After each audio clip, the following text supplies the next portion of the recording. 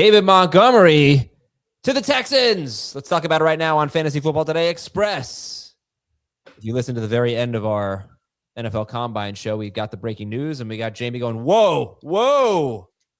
So, do you want to take back any of those woes? Do you want to add any more? How do you feel about it now that you've had some time to think about it? Whoa.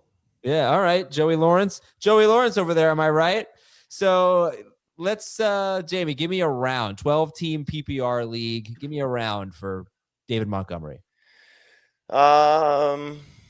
6 or 7. Dave? I'm right there with you and all the pre-teenagers of America. That's not great. Well, neither is Montgomery going to Houston, which historically has not been a haven for short yardage touchdowns, where I am pretty sure he will split work, just like Nick Chubb did, just like Woody Marks did, just like all the other running backs that they tried to wedge in there who weren't named Joe Mixon did in the tenure of D'Amico Ryans. And it's going to be a good opportunity for the 29-year-old running back. But I view him a little bit more of a descending player who will get good opportunities. What are the odds he scores 10 touchdowns? I don't think they're going to be very high. And that just makes me nervous to trust him as anything more than what we've been trusting him for years, which is low-end number 2 touchdown-dependent RB. Well, I would say prior to last year, he was more of a mid number 2 running back based on the volume that he was still getting at the time and the touchdown. I mean, he scored 33 touchdowns in 3 years in Detroit. Like, that's pretty impressive. I think you're right. He's not going to score as many touchdowns, but he's going to get more opportunities to touch the ball, certainly than he did in 2025. That's fair. So yes. While he's most likely sharing still, I would expect, given his pedigree, he's probably the lead running back. I don't think Woody Marks, we talked about this last week with the sophomore running backs, like he didn't do anything really to secure himself as the featured guy or the, slam dunk. He's going to be our guy, quote unquote, from the Texans perspective. And clearly this, trade does that. It's also very minimal capital to go out and get somebody, to trade a 5th round pick. And I believe a lineman along with it, to make this trade happen. So Detroit allows himself to get out of the salary, giving Montgomery a chance to go play somewhere where he's going to get a chance to start. Like, this was as ideal landing spot as you could find, for a player of his age and what he looked like last season. So he gets the chance to, sort of get one last hurrah. Maybe he gets a contract extension on top of it. I'm sure that's probably going to be discussed. So I think you view Montgomery as that, borderline RB2 flex type of player, kind of what we were talking about that Marks could be. And now this, somewhat, I think, crushes Woody Marks' draft capital going in, but also somebody you want to invest in with a late round pick, because again, Montgomery's 29. He's battled injuries the last couple of seasons, missing some time here and there. And that gives Woody Marks the opportunity to sort of do what he did this year, which is step in and, get a lot of work and sometimes look like he can be a potential starter. You talked about this last week also, Adam, that, we kind of heard about his pass catching ability, and it kind of went away as the season went on. Like that first couple of appearances, certainly that first game against Tennessee that he was hugely involved in the passing game, and then it just sort of just completely disappeared. So I think we get, a good late round player to stash on your bench just to see what happens in case Montgomery can't, sort of live up to the billing as their featured guy. All right. When we come back, we'll talk about Jahmyr Gibbs. Is he the number 1 pick in fantasy right now? We'll talk about that after this on Fantasy Football Today Express. Jahmyr Gibbs, is he the number 1 pick in fantasy right now? We'll talk about that right now on Fantasy Football Today Express. So, yeah, last year in full PPR, Gibbs averaged 21.6 PPR points per game, all with Montgomery on the field. Legitimately in the middle of the set. I was there, Dave. I was right there. No, not really. He was RB3. Now, he played 3 games at the end of the 2024 season without Montgomery. He scored 25.4, 26.3, and 46 fantasy points. Then he had the playoff game against Washington where Montgomery was, I think, very limited. I barely played. And Jahmyr Gibbs scored 35.5 fantasy points. So I think it's a pretty compelling case. Here's one more. The Detroit Lions, here's their running back carry, or just their carries from the 3-yard line or closer last year. David Montgomery had 13 and Jahmyr Gibbs had 4. and Jahmyr Gibbs still averaged 21.7 PPR fantasy points per game. Now, if you make it a 5-yard line or closer, Montgomery had 16 and Gibbs had 10, but obviously a big obstacle for Gibbs to reach his full fantasy potential. Dave, is Gibbs the number one player in fantasy? As long as the Lions don't add a running back like David Montgomery, the answer is yes. And it's obvious that Jahmyr Gibbs should be the 101. I would venture to say that he would be the consensus across the world if this is the case where the Lions, I'm sure the Lions are going to add another running back.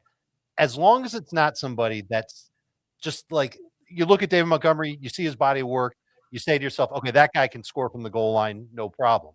As long as they don't add a guy like that, you should feel great about taking Jahmyr Gibbs as the first pick in the draft and potentially just breaking fantasy. We've talked about it before. He averaged, you gave the numbers, that comes out to over 30 PPR points per game in those 3 games without David Montgomery. I don't think it'll be that high, but I think he'll be in position to get north of 24 PPR points per game. It's impossible to take away in a 1 QB league in redraft. Don't sign Tyler Algier. There, right. Bang. Perfect. If they go and get Tyler Algier to replace David Montgomery, I think we go right back to Bijan Robinson as the 101. I mean, I think right now, if I were drafting, I would take Gibbs with the first overall pick. Because first of all, I mean, he's a slam dunk first rounder anyway. It's not a huge reach to take him. He's 2. Right. Well, he's 2? He was 2 before this trade. Right. Jahmyr Gibbs was RB2 or 2 overall. He was my number 2 overall. He was my number 2 too. Oh, really? Okay. So, yeah, not a big stretch. But I guess I just question if they will legitimately turn him into a 17-plus carry per game kind of guy, or if there's going to be somebody else. There's already a report. Tom Pelissero just posted on X that Dan Campbell wants to get back to playing their brand of football, and that starts with reestablishing a dominant offensive line. So they got Juice Scruggs as part of the trade from Houston. To get another offensive lineman in the mix there. When you hear their brand of football, Dan Campbell loved Dave Montgomery. Absolutely loved Montgomery. Yes. He clearly loves Jahmyr Gibbs. They're going to have to pay Jahmyr Gibbs. That's the next part of this, transaction, I'm sure, is that they're going to give Gibbs a contract extension so they don't have to go into the offseason next year with him unhappy about his deal. So I think what comes from the next part of this is, as Dave was alluding to, like, who's the partner? Who's the physical running back that if Gibbs needs a breather, if they want to use somebody else at the goal line, if they want to just, have someone that's more Dan Campbell's mind frame, always going for on 4th down, and they don't want to, use Gibbs for that in its entirety, then that's the biggest question, so it would be kind of ironic if we're excited about Bijan Robinson losing Tyler Algier, and that's the type of player that goes and joins Jahmyr Gibbs. So there's going to be somebody else, most likely, given their salary cap situation and moving on from Montgomery and the fact that he's 29, it's probably somebody younger. So day 2, day 3 of the draft, that's what we're looking at here. And that's the most ideal situation for Gibbs. If it's somebody who's established and they go out and they get somebody, that could be frustrating, so could it be Aaron Jones if he's let go? I'm not worried about that for Jahmyr Gibbs. Could it be? Well, Price? Let me give you some. Can I give you some other names? I'm just saying, like, if they get, Mike Washington, for example, I hate that for Jahmyr Gibbs. I would hate that too. Yeah. Oh, here's some free agents: Rashad White. He's been a short yardage guy before. Brian Robinson, Kareem Hunt. Robinson would be interesting. Yeah, Kareem Hunt, if they wanted just a 1-year Band-Aid.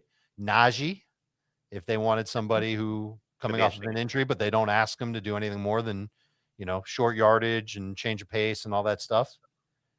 Rico Dowdle, I know we don't look at him as one of those physical grinding guys. He had a 75% success rate on carries inside the 5 last year. Aaron Jones was at 66.7%. Yeah, I think if it's not necessarily somebody who's just, if it's somebody that's just going to steal touchdowns, we've already seen this for Jahmyr Gibbs, I'm still taking him first overall. Okay. Yeah, they didn't even have that good of an offensive line last year. I mean, PFF graded them 11th best run blocking. ESPN had them 20th. So, like, if it's Travis Etienne, like, that's disgusting. Like something along those lines. Oh yeah, that'd be bad. Yeah, but why would they do that? Just turn Gibbs loose. Obviously, he's a phenomenal, incredible player. And yeah, this is exciting for him and maybe exciting for Montgomery. It's interesting that the Texans traded Juice Scruggs. They were 32nd out of 32 teams in run block win rate per ESPN. They were 21st in run blocking per PFF. So better in the PFF gradings. But Montgomery, 29 years old, behind a worse offensive line. Yeah, they've traded 2 linemen in the last 24 hours. Okay. So there's your analysis. I don't think there's much else to say. Anyone else affected by this? I don't think so. Marks, but we touched them. Oh, yeah. Okay. Well, thank you to Dave and Jamie. This is FFT Express, and there's your David Montgomery to the Texans analysis, and we'll talk to you on Wednesday with a fresh edition of FFT.